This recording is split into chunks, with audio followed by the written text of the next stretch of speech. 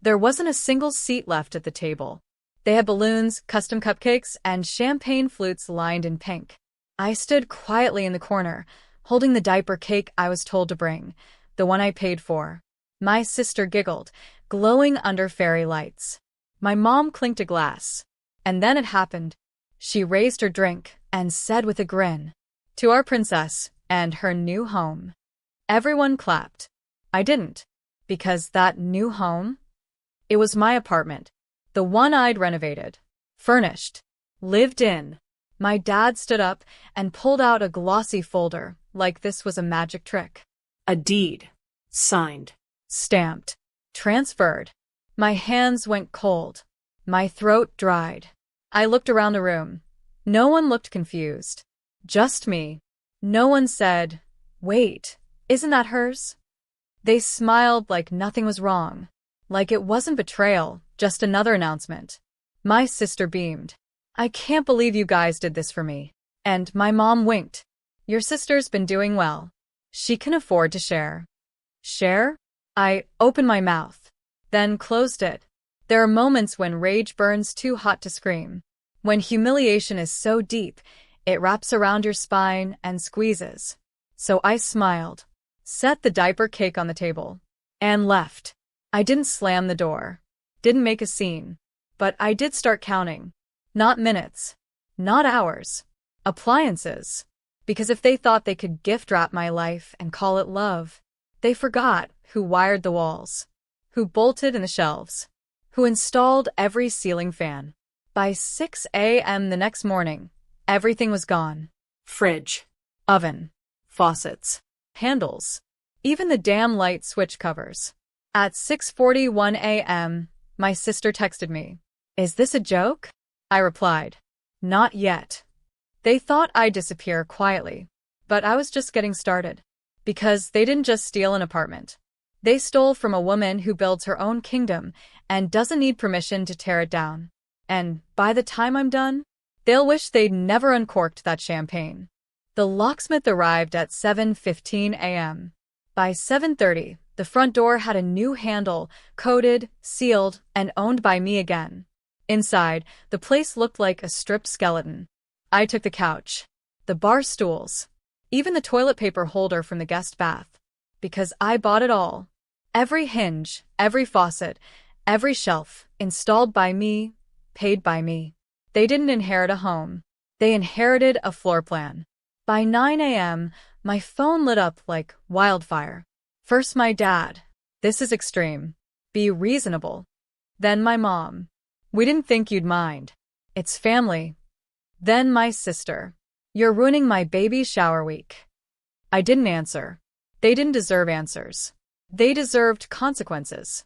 Because while they were playing house with my life, I was quietly building something far more powerful than rooms and walls. Documentation. Bank statements. Receipts. Rental history in my name. Transfer of ownership forged under pressure and lies. All conveniently timestamped. And tucked neatly into a digital folder labeled Emergency Fire. At noon, my parents showed up at the apartment. Or what was left of it. My mom gasped when she stepped inside. "Where is everything?" she shrieked. I tilted my head. "You mean my things?" My dad's tone hardened. "We can fix this if you calm down." That's when I finally laughed. Calm? I was ice. Glacier calm. And glaciers move slowly, but when they do, they crush everything in their path. "You forged a gift," I said. "Now you're getting the return policy." They followed me outside, still talking, bargaining. But I was already in the truck, halfway down the street before their words caught up to me. This wasn't a tantrum. It was a transfer of power. And I was just beginning to turn off the lights, one switch at a time. Because the difference between giving something and stealing it is that when you steal from a builder, you forget they know exactly how to dismantle it. By Monday, I was already 3 steps ahead. I filed a formal dispute on the deed transfer. Forged signature. False statements. My lawyer friend, Jordan, took one look and said, "They're not just unethical, they're sloppy." Sloppy enough to put the wrong middle initial on the documents. Sloppy enough to backdate without realizing I had GPS receipts proving I was out of state the entire day they claimed. I signed it. By Tuesday, a temporary injunction froze the deed. The apartment was now officially in limbo, just like their lies. That night, I posted a polite, simple message in the family group chat. If you're living in the apartment after Thursday, you'll be trespassing. My sister replied instantly. You're blowing this out of proportion. I'm pregnant. I stared at her message, emotionless. Funny how suddenly her pregnancy became a shield. It wasn't a concern when she accepted stolen property with fake smiles and fake gratitude. It wasn't a concern when she laughed under those string lights, drinking sparkling cider in my kitchen. At midnight, I sent one more text, this time just to her. You know that security camera you never noticed above the hallway mirror? Typing. Stopped. Typing. Stopped again. Because now she was realizing. The woman they used to call overly serious and too quiet had been documenting everything. Every visit. Every conversation. Even a moment my dad handed over the deed and said, she won't fight back. She owes us. The camera caught it. Clear as glass. And now? So did the court. Wednesday morning, my parents called. Not to apologize. To beg. Please. This will ruin us, my mother whispered. We could lose the church board seat. The neighborhood committee. Ah. So that's what mattered. Not the betrayal. Not the theft. Just the reputation. I hung up. No reply. No mercy. Because I wasn't coming for revenge. I was coming for truth. And when truth walks in wearing silence, it doesn't scream. It just points and watches everything collapse around the guilty. On Thursday morning, movers arrived. Not for me, for them. 3 uniformed workers stepped inside the apartment at 9 a.m. with a court-approved eviction notice in hand. My sister cried. My mom cursed. My dad paced like he still had options. He didn't. Every lie they told was now dust. Every smug grin from that baby shower dissolved into panic. My sister screamed, "You can't do this. I'm pregnant." I looked her dead in the eye. You weren't pregnant when you signed my name without consent. They didn't even deny it anymore. Just begged. I stood still in the hallway, arms crossed, watching the workers tape up boxes, clothes, trinkets, a half-built crib. My dad tried to whisper something, maybe plead. I held up a hand. Don't. He paused. We raised you. I nodded. Exactly. You raised me. You taught me how to be quiet when hurt, how to disappear when dismissed. I leaned closer. You just never thought I'd learn how to use that silence. They were given 90 minutes to vacate. I stood outside while the neighbors peeked through blinds, curiosity in their eyes. It wasn't a spectacle. It was a reckoning. At 10:57 a.m., my sister walked past me carrying a diaper bag and nothing else. Her voice cracked. I hope you're happy. I didn't answer. Because it was never about being happy. It was about finally being heard, without having to raise my voice. By 11 a.m., the locks were changed again. Not by me. By court order. I stood in the doorway, staring at the shell of a home I once built with dreams, not knowing the people I loved would rob me blind. But this time, there was no shame. Just clarity. They took my home. So I took their illusion. And when the world saw them for what they really were, not victims, not a happy family, just thieves in matching holiday sweaters, that's when I knew they were never losing a home. They were just finally losing access to me. That line kept echoing. I hope you're happy. Like happiness was ever the point. Like they hadn't stood in a room full of cake and cameras, celebrating the theft of my life like it was confetti-worthy. But since they wanted to talk about hope, I hoped the motel pillows were flat. I hoped the mini fridge rattled all night. And I hoped every time my sister opened an empty kitchen drawer, she remembered exactly who used to stock it with groceries she never paid for. By Friday, the group chat was quiet. No baby updates. No mom's good morning memes. Just silence. Then Saturday morning, a knock. I watched from the peephole. My mom stood there, holding a grocery bag. Something told me it wasn't food. I opened the door halfway. She didn't meet my eyes. I just want to talk, she said softly. Not about the apartment. About you. She sat on the edge of the couch, fingers tracing the fabric like it might forgive her. She said she missed me, that things got out of hand, that my sister didn't know better, that it was my father's idea, that she just went along. I'm not asking to move back in, she whispered. I'm asking for a second chance. I sat across from her. You know what second chances require? I said calmly, the first one being respected. She flinched. I stood up. Let me show you something. I walked her to the utility closet and opened the door. Inside, every receipt, every document, every piece of paper tied to the apartment. Organized. Scanned. Sealed. This is how much trust costs, I said. And I paid in full. You tried to bankrupt it. Her eyes welled. But I didn't feel sympathy. Only release. She left without finishing the tea she didn't deserve. And I sat there for a long time afterward, letting the silence fill every inch of me. Because for once, I wasn't the one left standing empty. I was whole. And they were the ones knocking on locked doors, asking for a version of me that no longer existed. By Monday, the whispers started. From church friends. From cousins who only called when someone died. From fake aunts with too much perfume and no loyalty. They didn't know the whole story, but they heard enough to pick sides. She's tearing the family apart, all over an apartment? Her sister's pregnant, for God's sake. I didn't respond, because I'd lived my whole life under that roof of guilt, where obedience was love and silence was survival. But not anymore. Instead, I printed every document, every timeline, made a file labeled for anyone who thinks I'm the villain.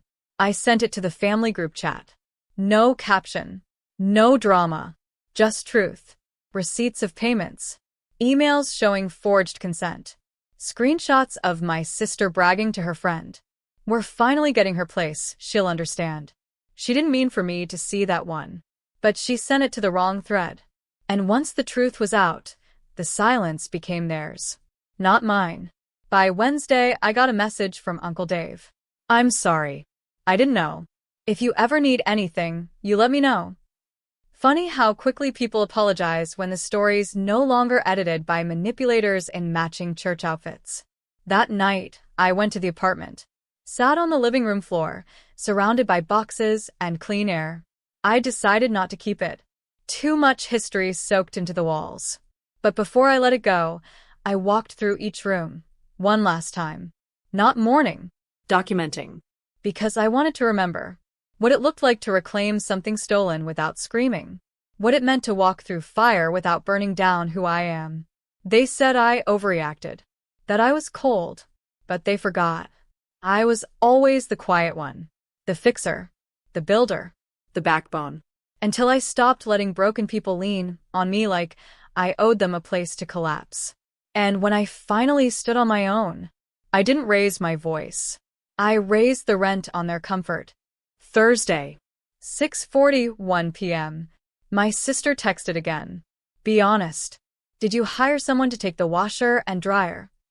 I stared at my phone and smiled. She still didn't get it. I didn't hire anyone. I just reclaimed what I bought. No warning. No guilt. No second guess. That night, I scheduled one last delivery. Not to the apartment. To their new address. The one they were now crashing in temporarily, according to a cousin who couldn't keep secrets. Friday, 8 a.m. A truck pulled into the motel parking lot. Two men in uniforms rolled out a massive box wrapped in black plastic. No return label. No sender. Inside, a full-sized mirror. And, taped to it, a copy of the baby shower group photo. Everyone smiling. Me, off to the side, holding the diaper cake. At the bottom of the mirror, I'd written 6 words in silver marker. Look who stole the wrong woman. My sister called me within minutes. But I didn't pick up. I let her voice go to voicemail, rambling, angry, crying. Then she texted, "Are you seriously doing all this because of a deed?" And that's when I knew she still thought this was about property. She still didn't understand this was about identity. Because when you're always the one who gives, They forget you were never built to be stepped on. They forget that you kept the lights on when no one thanked you, that you kept quiet for peace, not weakness. But peace has an expiration date. And mine had been up since the moment they toasted new beginnings, with champagne poured over my name. So, I did the one thing they never expected. I walked away. Not with a bang, but with every single piece of power I'd ever handed them, quietly pulled back into my own two hands.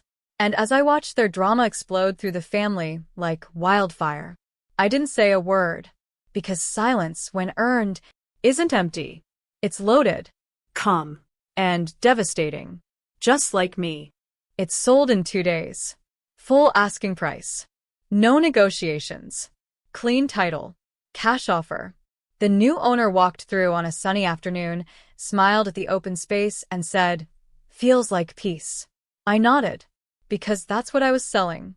Not walls. Not countertops. Peace. I didn't need the apartment anymore. I needed closure. So I let it go. And with the money, I bought something smaller. Simpler. Quiet. No shared walls. No shadows of betrayal in the floorboards. Just sunlight, bookshelves, and locks with only my fingerprints. Weeks passed. I started sleeping again. Real sleep. Not the kind where your mind runs laps trying to rewrite conversations that already broke you. One afternoon, I got an envelope in the mail. No return address. Inside, a crumpled baby shower photo. My sister had circled me in red ink. Below it, 2 words. "You won." I laughed, because she still didn't get it.